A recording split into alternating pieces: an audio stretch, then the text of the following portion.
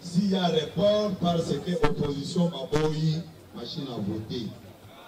Mais biso toloba qui boye mokonzi na biso maboko pembe à lobby, nous allons participer aux élections avec sa machine à voter. Et lequel est ma problème mokili mobimba. Baninga bayeti batelemi bâtiment on est entrepôt ya seni. Mukolo wana batu nyonso basalaki compétition ya kofinga na awa. Soki ofinga ka bien te okotelema liboso ya bâtiment ote. Bafinga ki biso, batraité biso de corrompi. Po tolobaki tokokende na élection avec ou sans machine à voter. Biso totikala kosala promotion ya machine à voter te. tozalaki bato ya liboso ko rejeter machine à voter. Mais tant que constaté que eza piège, biloko nyonso basalaki comme élément sonore ya kokosa au nom et réunion esalamaki na hôtel du Fleuve, il faut mettre une stratégie, ce n'était qu'un piège. Pour biso pe tozalaki na ba service na biso eza ko travailler tout autour. Bana tâche vivant. Lelo tolakisi mokili mobimba ke tozalaki bakorompi te. Yango na kosenga bandeko oyo basalaki campagne d'intoxication babengisa presse bayebisa pe presque tokosaki tolobaki vérité te.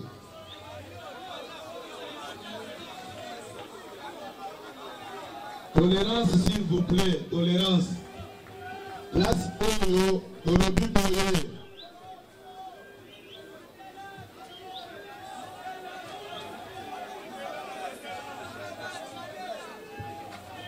Tolobi boye. Bango, il faut pas que ça, c'est tout à fait normal. Pourquoi baza kokosa puisque baza na eloko biso toza nango te. Biso eloko toza nango ezande base. Eza bote. Base ndeo ezosala ke biso tozala. Base ndeo ezosala force na biso. Yango na lobby bango bakosa batala te. Bakosa batala te. Bazana ba diplôme ebele na maimatali kokosa. Mais naza ko interpeller bango. Naza ko yebisa bango boye. Batika ba journaliste baza ko sala misale pa na bango calmement. Batwana baye ko sala musala baye ko kota na makambo na politique te. Eza bote. Eza bote. Makambu ya koloba songolo pakala koki jamais koleka na chaîne nanga, ça ne sert à rien. Po bakozala kaka biso na bakozala posa na biso po biso tolobaka bosolo. Eza bote. Eza bote. Bomi pete la maboko makasi bana Etienne Tshisekedi. Na uti koloba boye. Yo balingaki basimbisa biso touche baloba ke non. S'il y a report parce que l'opposition a boyi machine à voter. Mais biso toloba ki boye mokonzi na biso maboko pembe à lobby, nous allons participer aux élections avec sa machine à voter. Et lequel est ma problème mokili mobimba. Baninga bayeti batelemi bâtiment on est entrepôt ya seni. Mukolowana batu nyonso basalaki compétition ya kofinga na awa. Soki ofinga ka bien te okotele maliboso bâtiment ote. Bafinga ki biso, batraité biso de corrompi. Poto lobaki tokokende na élection avec ou sans machine à voter. Biso totikala kosala promotion à machine à voter te. Tozalaki bato ya liboso ko rejeter machine à voter. Mais tant que constaté que eza piège, biloko nyonso basalaki comme élément sonore ya kokosa au nom et réunion esalamaki na hôtel du Fleuve, il faut mettre une stratégie, ce n'était qu'un piège. Pour biso pe tozaki na ba service na biso eza ko travailler tout autour. Bana tâche vivant. Lelo tolakisi mokili mobimba ke tozalaki bakorompi te. Yango na kosenga bandeko oyo basalaki campagne d'intoxication babengisa presse bayebisa pe presque tokosaki tolobaki vérité te.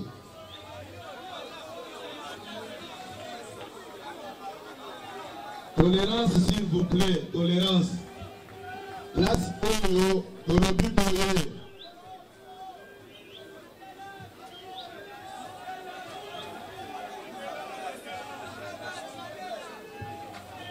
Tolobi boye. Bango, il faut pas que ça, c'est tout à fait normal. Pourquoi baza kokosa puisque baza na eloko biso toza nango te. Biso eloko toza nango ezande base. Eza bote. Base ndeo ezosala ke biso tozala. Base ndeo ezosala force na biso. Yango na lobby bango bakosa batala te. Bakosa batala te. Bazana ba diplôme ebele na maimatali kokosa. Mais naza ko interpeller bango. Naza ko yebisa bango boye.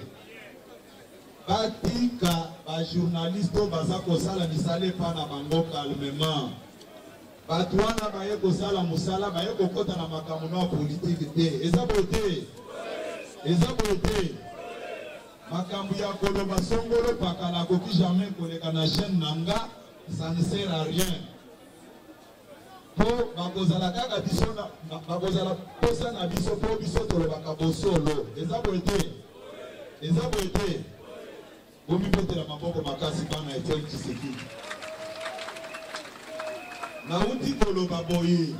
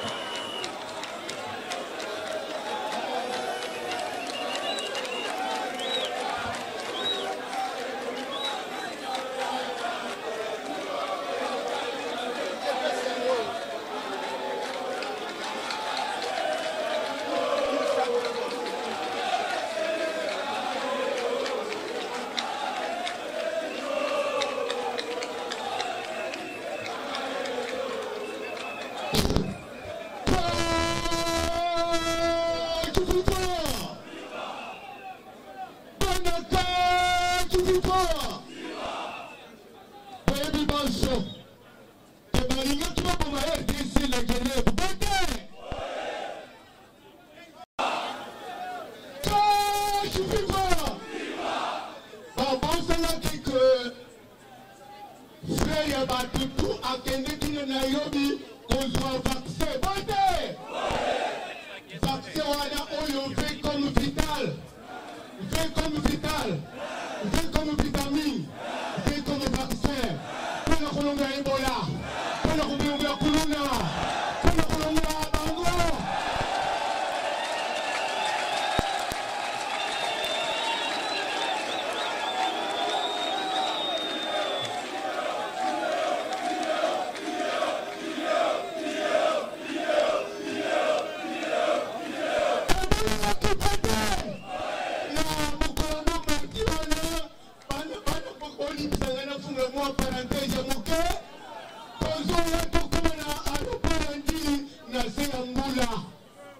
Mbula okangi masolo zela ekanga mokabanda 12 heures bolongwe aéroport puis la permanence ya IDPS comme la 19 heures et la kisike mokili mobimba miso eza epeya fativite bate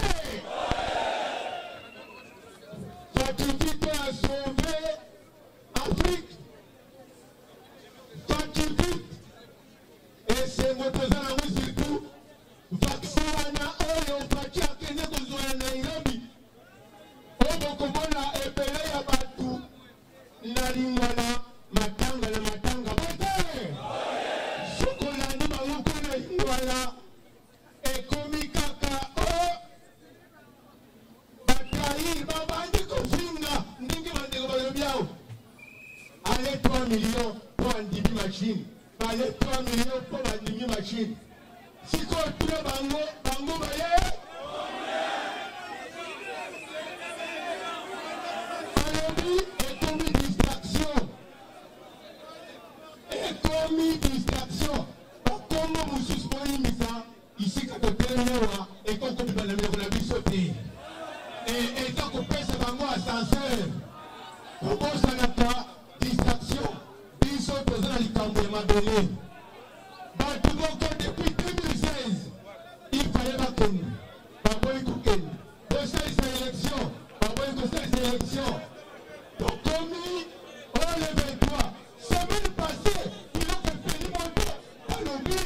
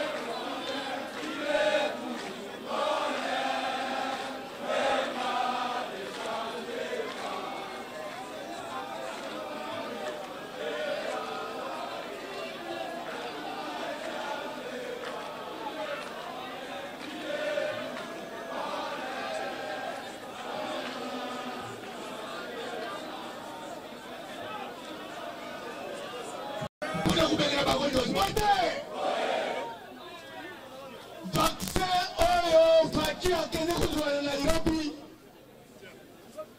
ezosalema pour que kindoki esila na RDC ote faki au pouvoir comme président Vital Kamerhe premier ministre.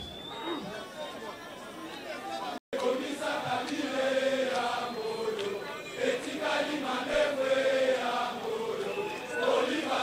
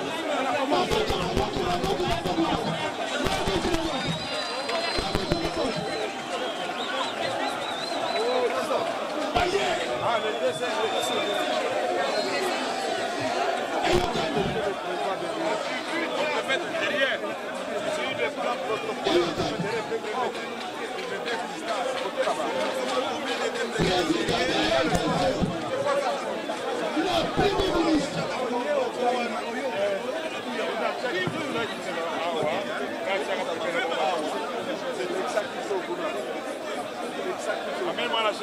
Pourquoi vous mettez le programme derrière?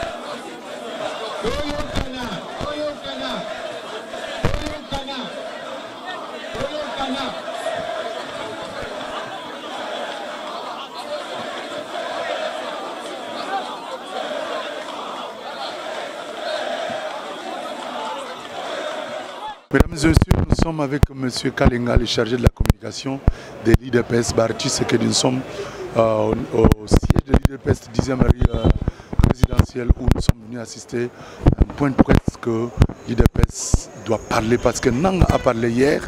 Aujourd'hui, l'IDPS a dit, lui, va donner aussi son avis. C'est pourquoi, à la fin, nous voulons faire parler cette secrétaire nationale, M. Kalenga, qui va nous dire quelle est vraiment la motivation qui a poussé l'IDPS à pouvoir prendre une telle décision. Bonjour, monsieur. Bonjour. Quelle est exactement la position de l'IDPS face par rapport au message d'hier de Corneille Nanga? Bon, M. Nanga ne nous a pas surpris par son message là. Mais nous avons appris avec consternation ce qu'il a dit. On s'y attendait un peu. On s'attendait un peu parce que ce n'est pas la première fois que M. Nanga, la caisse de résonance de M. Kabila, joue cette comédie-là. Vous savez, dans ce pays, c'est depuis 2015 que le régime ici ne veut pas organiser les élections. Il y a eu les élections 2015, les élections provinciales, qui auraient pu conduire à ce qu'on change le Sénat, ont été sabotées par le régime et il ne les a pas organisées, bien que les candidats s'étaient déclarés, qu'ils avaient tout payé. À une semaine de ces élections-là, on les a fait capoter. Et c'est récemment là qu'on a dû rembourser l'argent à ceux qui avaient mis leur caution. Donc, Nanga n'est pas à sa première tentative. Donc c'est pourquoi nous disons que nous ne sommes pas surpris par cette allure que prennent les choses. Mais l'UDPS... Parce que les uns les autres disent que vous n'êtes pas surpris comme vous dites, parce que peut-être votre président national a été contacté déjà bien avant pour qu'on puisse reporter les élections. Ce n'est pas ça. Nous sommes le parti qui a d'emblée réclamé les élections. Vous vous souvenez, vous avez oublié, cette maison a été bombardée en 2016 parce que l'UDPS a organisé une marche d'avertissement à M. Kabila pour la convocation de l'électorat en 2016. On a tué les combattants. On est venu saccager cette bâtisse ici parce que l'UDPS avait organisé une marche de demande de convocation de l'électorat. Donc ça peut 2006. On ne peut pas dire que nous devons être avertis qu'il n'y ait pas élection. Est-ce qu'on organise un pays sans élection dans une démocratie? Ça ne peut pas se faire. Nous sommes les premiers à réclamer les élections pour mettre fin au régime qui est en place. Alors, comme ils n'ont pas d'autres mandats, ils commencent à trouver des subterfuges, des raisons et des raisons pour aller de report en report. C'est tout ce qu'ils avancent comme raison, machine volée, machine trichée, machine incendiée, tout ça, c'est de la foutaise. Bon, nous leur donnons donc, en fait, la dernière position de l'UDPS, c'est que pour nous, c'est les élections. La dernière date, c'était le 23. Bon, comme ils ont fait le malin, nous les prenons au mot pour aller avec eux au 30 décembre. Dernière date, pas une minute de plus. Au cas où, vous le dites bien, dernière date, pas une minute de plus.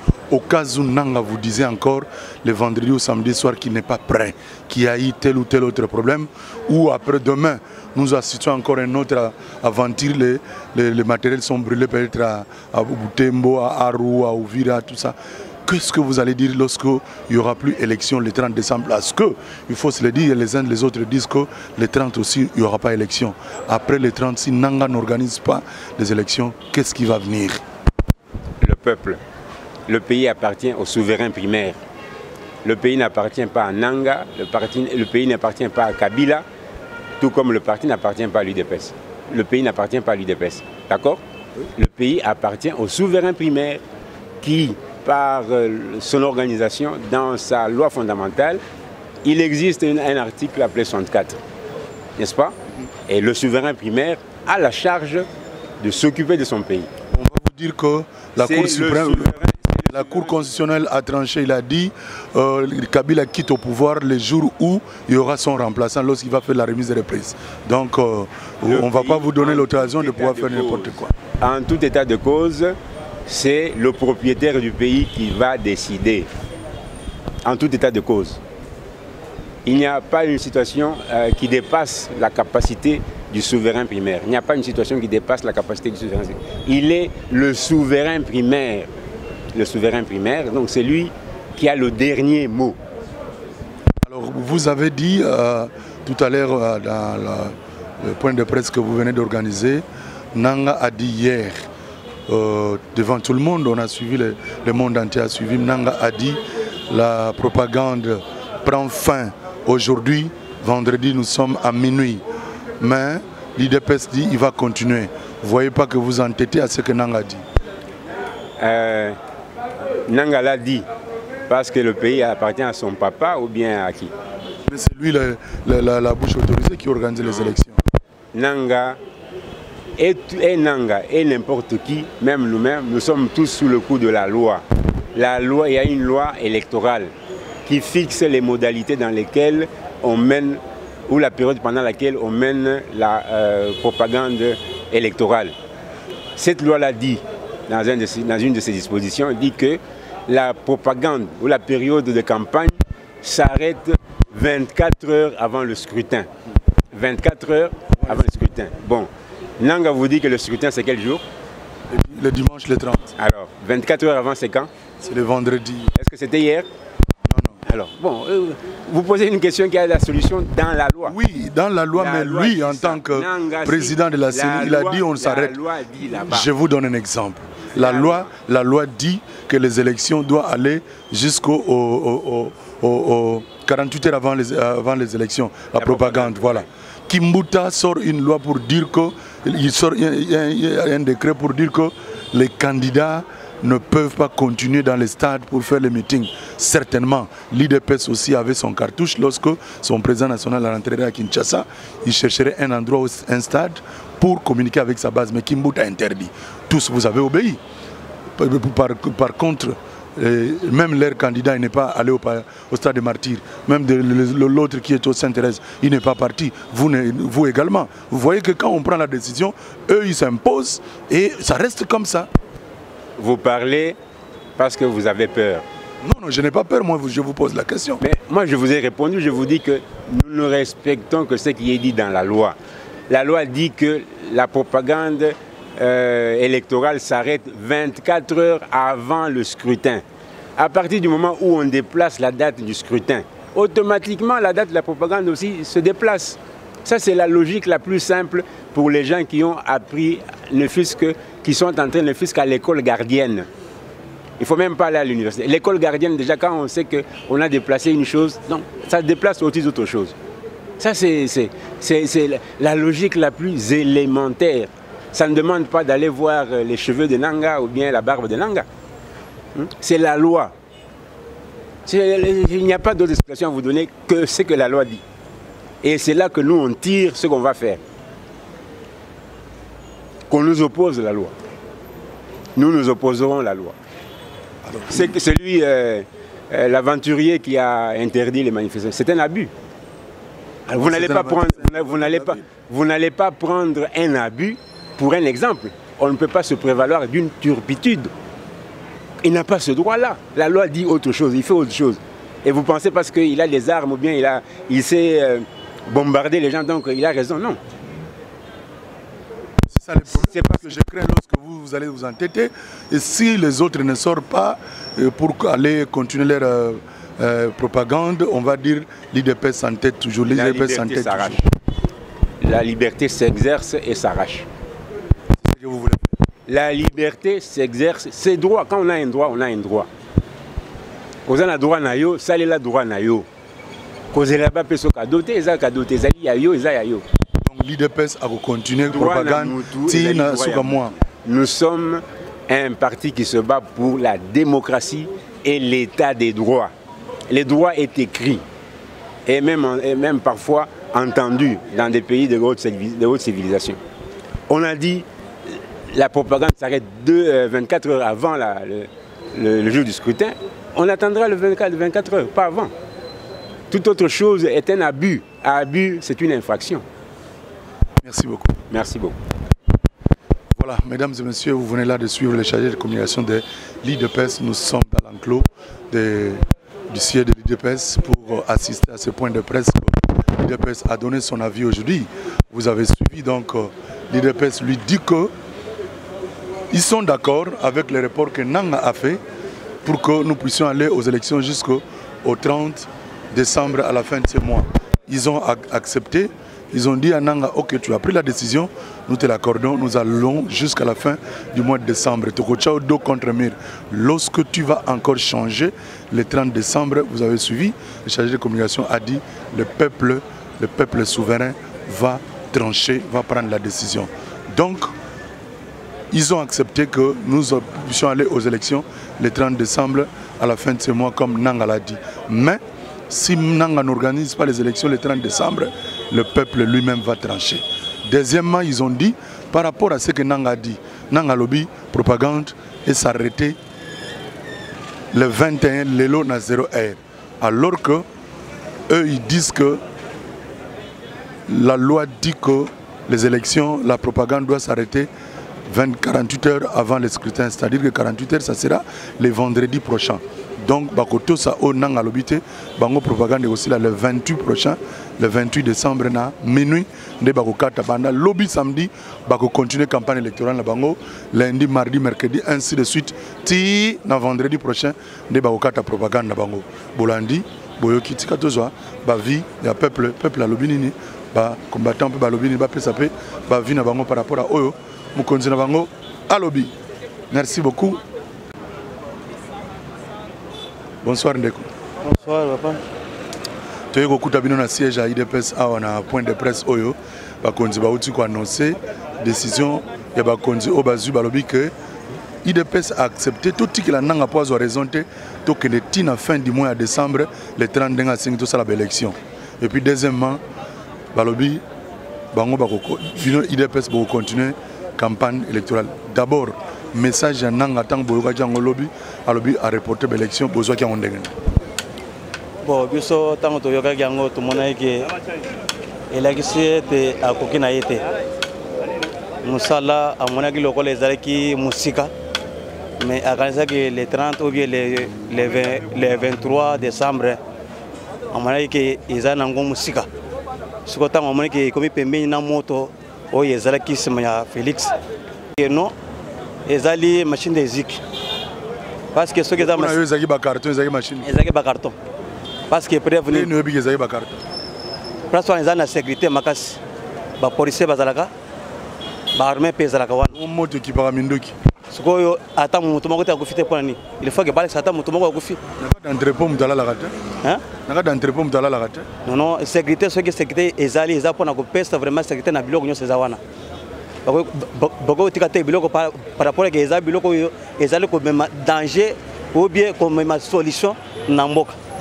Si au cas où nanga le 30 décembre tous la besoin à organiser l'élection T donc suka décision na bine ozala. C'est-à-dire ce qui a salé en côté il faut y akende na Kabila. Monsieur Bobengani nanga bako nommé quand président monsieur Aseni to bandeli soit à 0. Il pas ko changer bureau na tozo ko rond point tozo ko voilà biso moko na d'abord bino moko botali ndenga campagne salami. C'est-à-dire Félix Azal le premier. Pona yo. Oui biso nyonso tozo man. Est-ce que yo apoye yango te? Non, selon yo ngana zotu na question. Oui, batu nyonso bazolo bango. Siko esoki batu nyonso ndenge bazolo ba. Tozo mona pe na ba réseaux sociaux ndenge ba message za koya. Au cas où l'élection est salami, na manœuvre nyonso nanga bandi ko sala. Lobby to sala l'élection le 30 décembre wana Félix Azuté. Non, ni Nicolas Ska ko zoate. Mais scrutin de kokata pa ba kotanga ba bulletin 1 2 3 yango ti et Sili Chadar a gagné. Jamais. Est la tricherie, ba ko tricherie même à temps mokete. Parce qu'il y a ça que ba tricher exacté. So ba ngba tricher ba yo biso ke tozo tricher. Biso moko to kozana kati ya ba place nyonso ya ba vote wana biso ne to kozala wana. Pona kota siko parce que ba précise déjà message que tant bo kente pour voter, il faut que bozela. Tant bo ko ya ko afficher siko ba affichage wana nde to ba parler na biso. Tu sais déjà ba image. Nde ko collecte biso non. O ya leki ou bien o ya lekite. Na ba o ba pesi wana. Donc le 30 décembre, le 31, le premier Félix Tshisekedi du président de la République. Merci beaucoup. Merci papa. Sans crainte d'être contredit. Encore, j'appelle même le monde entier en témoin. Les 31 et les 30, après les 30, c'est Félix qui sera proclamé président avec 85%. vous serez surpris que c'est Chadari qui sera président parce que tout se prépare déjà. C'est impossible. Encore nous aussi, nous... Chadari a fait le plein ici au stade des Martyrs, au stade du 20, mais vous n'avez pas vu ça dans d'autres stades aussi en province. Il a été presque dans toutes les provinces pendant que Félix a été partout. Le plein de Chadari signifie 5 000 francs, le plein de Chadari signifie 2 000 francs. Mais le plein de Félix signifie la volonté populaire qui s'exprime pour aller les voter. Sans, on ne peut pas même faire discussion là-dessus, mais tout simplement, nous nous préparons aussi pour barrer route à toutes les tricheries. Nous sommes prêts à répondre à chaque défi que les Kabylie vont nous lancer. Nous croyons et nous sommes en train de sensibiliser les camps qu'on appelle les cas de confusion pour que les découragés de ces camps-là puissent nous rejoindre et voter Félix massivement. Et ils ont les armes. Vous n'en avez pas. Nous croyons, avec Etienne Tshisekedi, on a lutté dans ce pays. Maintenant, nous totalisons 38 ans, c'est toujours avec 100 armes, avec le pierre qui nous aide à chaque fois. Et nous sommes déterminés pour notre patrie, nous allons même donner la vie humaine. Qu'est-ce que vous allez donner comme message à tous les gens de l'UDPS qui vous suivent à travers le monde? Comment ils doivent se comporter lorsque les résultats seront peut-être ce que vous n'avez pas entendu? Pour les gens qui ne vivent pas ici au Congo, je leur lance un appel de sensibiliser leurs frères, leurs grands frères, leurs sœurs et leurs mères de voter massivement Félix. Mais c'est ce que je viens même de vous répondre, que si Félix ne sera pas proclamé gagnant, parce qu'il est gagnant d'avance, nous attendons seulement que la bouche de Nanga puisse prononcer cela. Il est gagné d'avance. Si Félix ne sera pas proclamé, c'est ce que j'ai dit pour notre patrie. Nous allons donner les 100 comme Israël pour gagner. Pourquoi vous n'acceptez pas? Il n'y a pas que Félix, il y a aussi Fayoulou, il y a aussi Chadari, donc quelqu'un d'autre peut gagner les élections, même Fayoulou. Pourquoi vous parlez seulement de Félix? Quand nous refusons Fayoulou, ce n'est pas parce que Fayoulou est toujours notre frère, mais Fayoulou, nous appelons souvent Fayoulou que c'est un frétin. Il est fabriqué par Katumbi qui n'a jamais fait face aux élections. Il est fabriqué par Mbemba qui avait eu grâce à notre absence en 2006. Mais ils étaient tous ensemble avec Félix Tshisekedi avant qu'il puisse retirer la candidature. Ils étaient tous ensemble avec Mbemba dont tu fais allusion, avec Katumbi que tu fais allusion.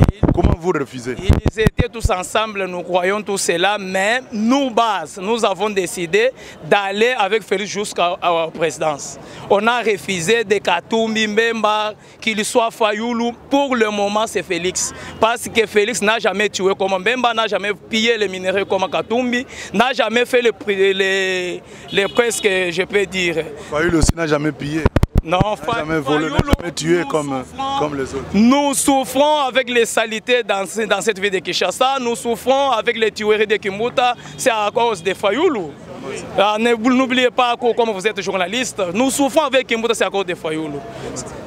Mais c'est Fayoulou qui avait donné sa voix à Kimbuta, en faveur de Kimbuta comme son frère de Bandundu, en refusant de donner cette voix à Dembombole. C'est connu à tout le monde. Donc le 31 décembre, soir, nous commençons déjà à fêter, à danser pour la victoire de Félix Antoine Tshilombo Tshisekedi. Là, je suis très content et je sais ce que nous allons faire parce que c'est ça, Mati. Félix, il sera président et proclamé vainqueur.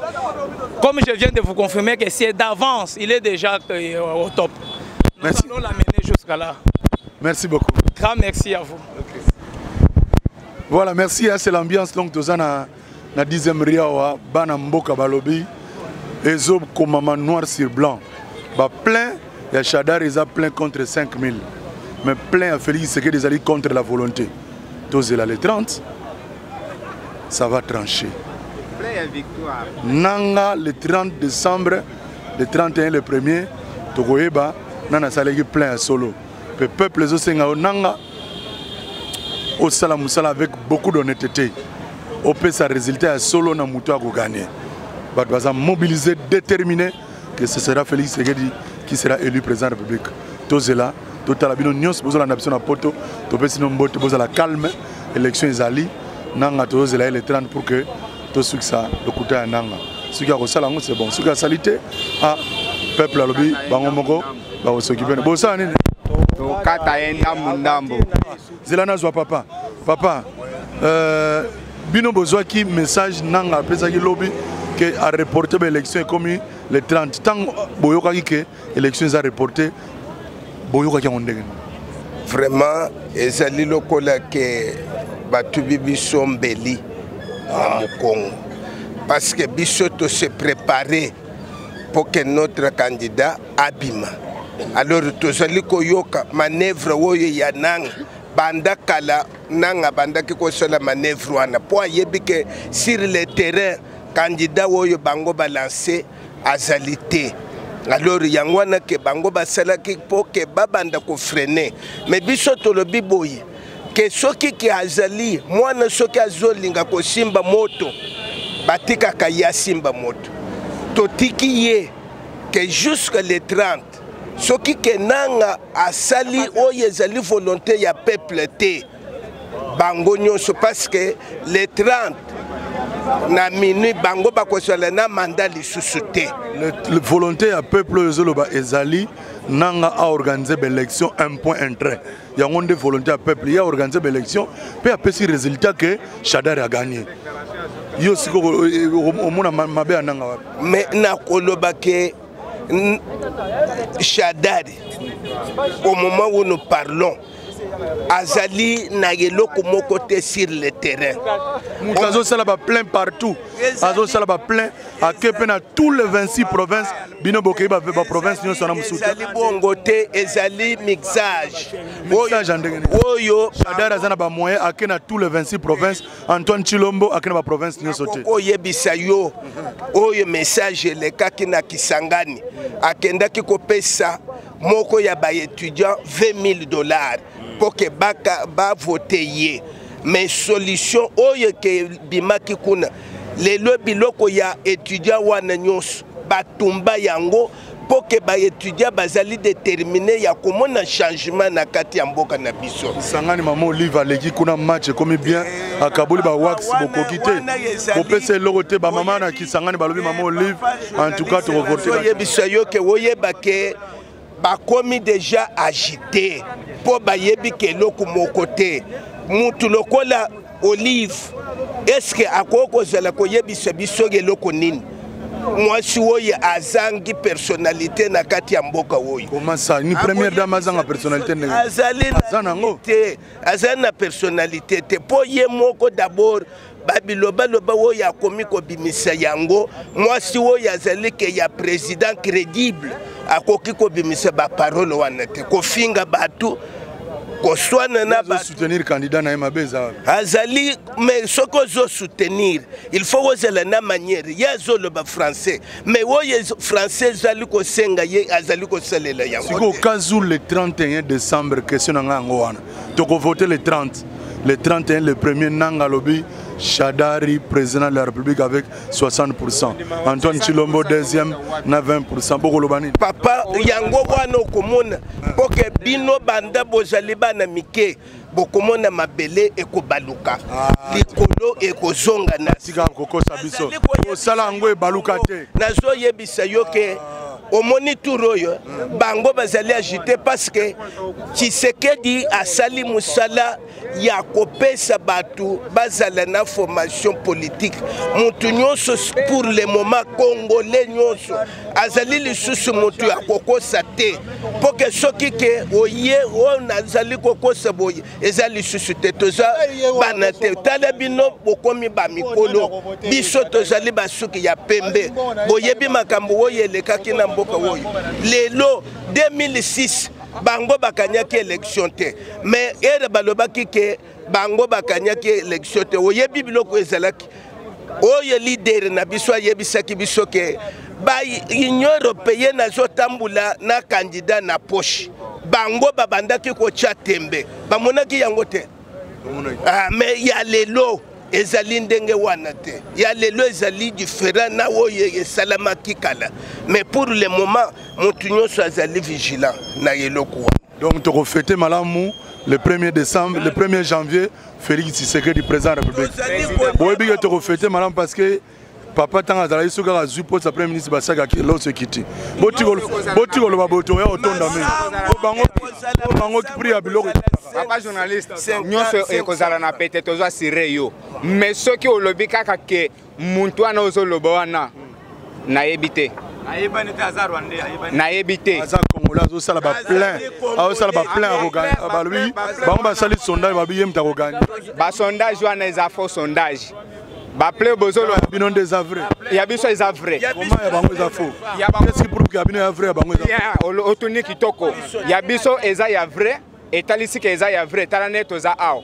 À tout moment, est-ce que quelqu'un na base na bango soko kokuta bango? Basé belé. Bazate. Batsani baosa la propagande basé belé. Toza. Tala biso nyos tozao. Toza na mandefu ebelete. Toza na suki ya salité te mais soko ke kuna. Ba jeune kitoko groupe ya ba kuluna nde bato baza kuna. Ba lo ba kuluna bazana limité. Bazangi ba carte de lecteur. Ba kuluna bazana limité. Kuluna nde bato baza kuna batondi. Awa ba intellectuel omonité. Est-ce que monaki mutu aza? Kuluna za. OK, voilà, merci beaucoup en tout cas. Vous mon ambiance balobi. Le premier Torofete qui toko balobi Félix Antoine Tshilombo, président de la République. Papa a rassuré biso alobi Félix Tshisekedi président de la République Namboka Oyo. En tout cas, pour mon ambiance n'engezali après point de presse, balobi bazana sengo parce que Torofete qui toko Félix Antoine Tshilombo, président de la République. Merci beaucoup. Binonos bolanda biso na poto basé belé, balin kolo basé belé mais l'essentiel tout solo belé en haut. Merci beaucoup Botikal Malam, merci beaucoup. Na maître John Walanda Gibiso na poto, les boss de boss, Maman Misha, Bandeko Nyos Walanda Gibiso na poto, vous à la calme élection, vous à le 30 décembre, Antoine Tshilombo ko le kato ebité, est-ce que Martin Foyle, est-ce que Chadari, vérité ko ebana jour wana nanga, mais nanga, peuple congolais balobi, lobaka ka vérité c'est que vérité parce que aux amosala nzam, so lobi vérité te, o luka problème na mboka. Merci beaucoup Botikala Malam, o mabota na bino.